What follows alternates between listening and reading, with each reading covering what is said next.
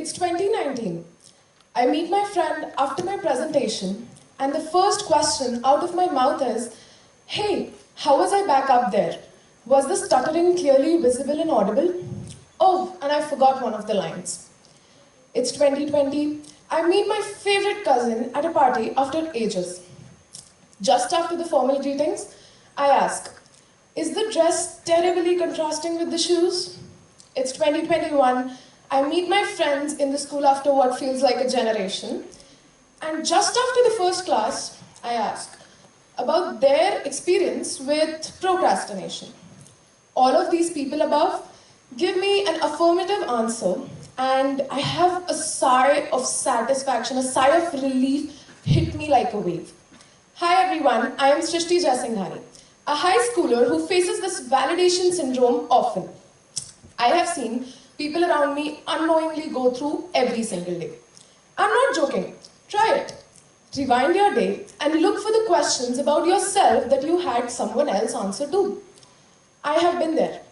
Right at your place when it hits me in the center that there is a pattern about how all of these wanted opinions have a considerable impact on myself. I realized this when I was in a classroom, probably thinking about a ballroom, when my friend asks me about her perfectly well costume, just because she is not sure she needs to reassure. Is that it? This goes beyond her. It's you and me and you. We are the ones who seek the sugar. And it gets deeper as I dive deeper. From how did I cook to how do I look. From the like button on the book to number of comments on the gram. From many more to even more are our subconscious needs of reassurance and approval. Many times these questions turn from approval to reapproval to re-reapproval, or what we can really call seeking validation. Now, all of us are constantly demanding the checking, assuring, reassuring, acceptability, recognition, etc. constantly. And one day at a time, we seek it. We seek it and it gives us a sigh of relief. We all have our mysterious ways to do it, but we do look for that sense of confirmation, or we can say seek validity in the things we do and the decisions we make. Now, you must be wondering what I was at this point. What is it that drives us to seek validation? How do these unknown opinions, how do these unknown desires bloom inside our little minds? And beyond that, why do these unknown desires on being fulfilled bring us a sense of calm and satisfaction? So, pertaining to my research and a few meaningful conversations with elders, I can say that there are three main reasons which can account for this entire phenomena going inside of us. These are the three roots of validation, as I like to call them. The first of them is requirement of basic confirmation.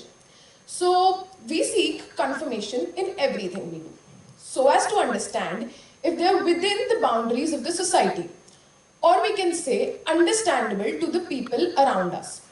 Now, when we do something or create something and employ our greatest efforts to a cause, we want the people around us to understand it. So, as I continue to describe this first stage deeper, I would call it a playing field.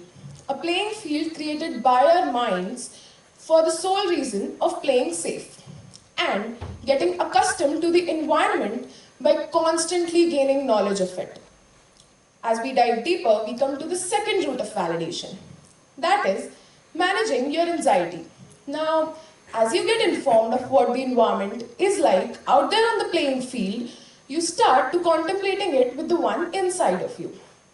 As you find a difference, you start to make little changes to your environment because your desire to receive a similar environment on the playing field increases in full velocity to reach its peak in this stage.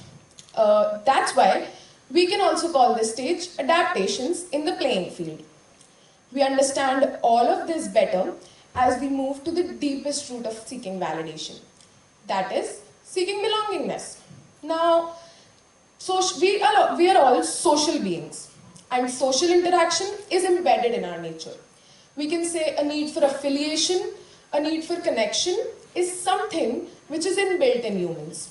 So here is a pyramid called as Maslow's hierarchy of needs as proposed by Abraham Maslow in his 1943 paper, A Theory of Human Motivation.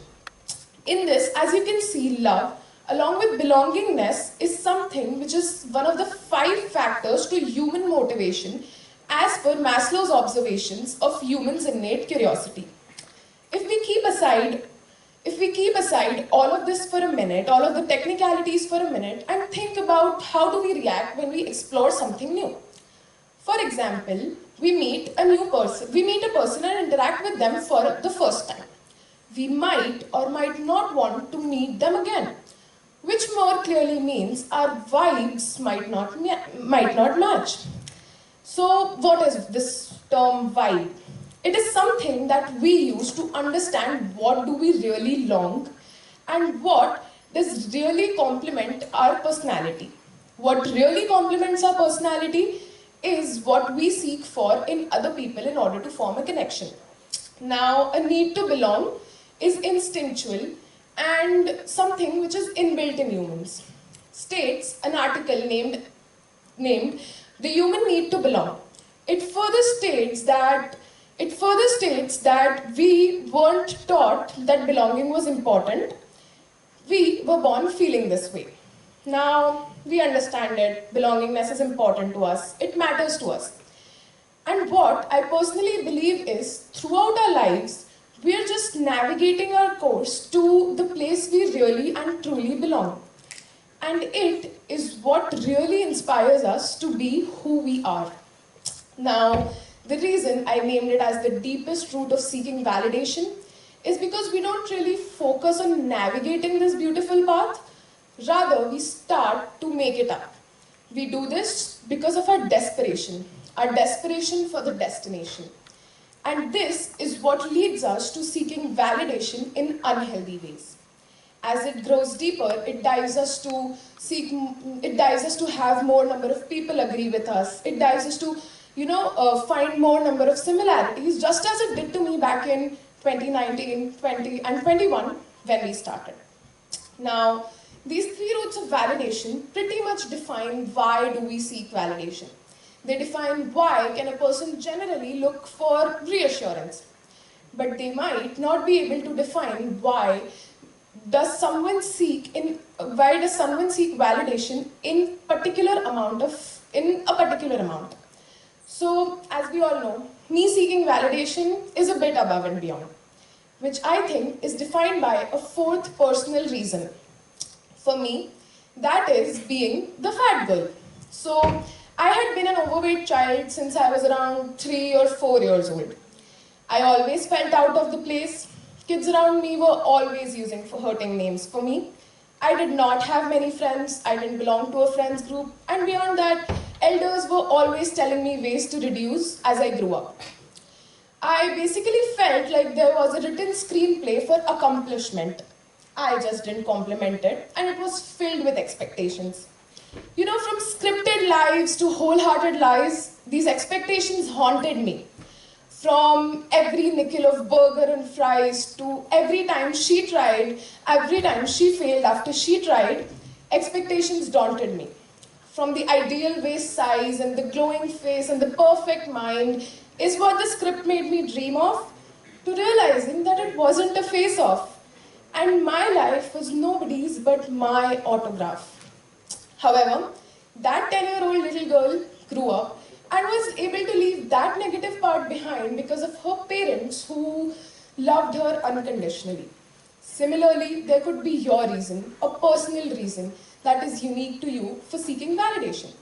Now, as we finally understand the possible reasons for seeking validation, let us move forward to the disclaimer, the big question, which is it okay to seek validation? So, as you might or might not have expected, the clear and the straightforward answer to this question is yes. It is okay, however, it gets subjective. First of all, let us contemplate this big yes. So, belongingness is a fundamental human need hardwired into our DNA. states a 2019 article by Harvard Business Review. It simply means that, that belongingness is important to us and it is brought to us by seeking validation. The article further states that 40% of people who feel isolated at work have shown lower organizational commitment and engagement.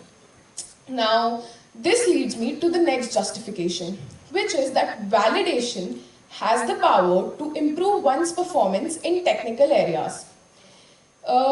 Just not that, it also is a source of confidence for all of us, which is vital to each one of us.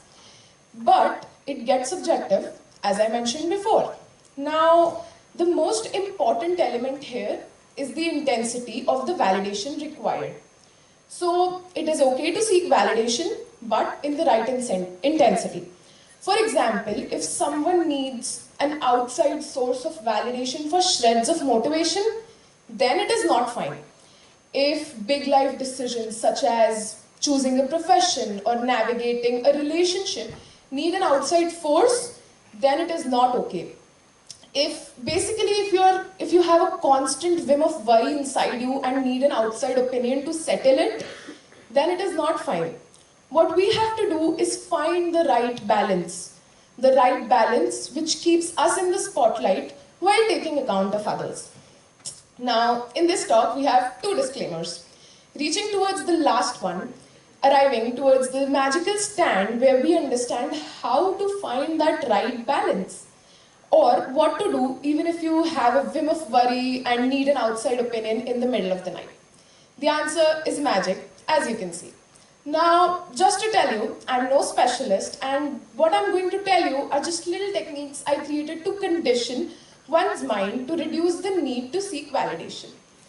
I have used them and I'm nowhere near accomplished, but they've helped me immensely along the way. So these are basically 3 incantations which I have associated with what follows to believe what follows. The first one is incendia, the famous spell used for igniting fires. Now, it is simple.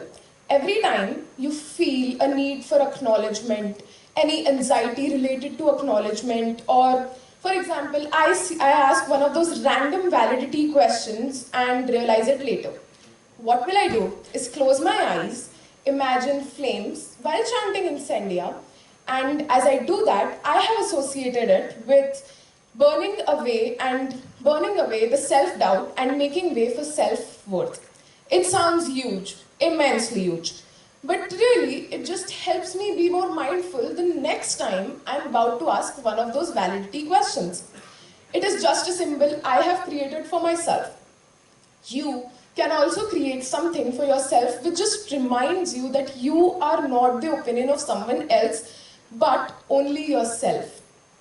The next in line is Alohomra, the famous spell used for opening doors, which I look forward to associating with making way for risks. Now, in order to reduce the intensity of validation we seek, we need to trust ourselves. We need to make a bet on ourselves, which will ultimately be the winning bet, and assure ourselves, take the risk of assuring ourselves that I can do it without depending on an outside force. I understand it is difficult taking risks. It is not easy to accept a risk, but I do believe that it's worth a try. So maybe let's just chant it once every day and see where it takes us. The last and my personal favorite is EXPECTO PATRONUM. Yes, we all know this and we are quite acquainted with the Patronus charm, that is, the defensive spell empowered by one's strongest memory. The theory with this is simple. Every time you feel a need to reassure or seek validity, and stop yourself from doing so, you have some anxiety along with a heavy feeling making its way to you. Every time you feel such anxiety, or basically any anxiety, you just close your eyes and live your strongest memory, your happiest memory all over again. Basically perform a Patronus charm on yourself. When you open your eyes, you would have received the validation you really needed, because your happiest self would have reminded you of everything that you already have. Now, all of this might sound kiddish and childish and superficial, but really, it is all about conditioning your mind. If you can find ways to make way for risks, be more mindful the next time, and manage your anxiety, I beg you to use them.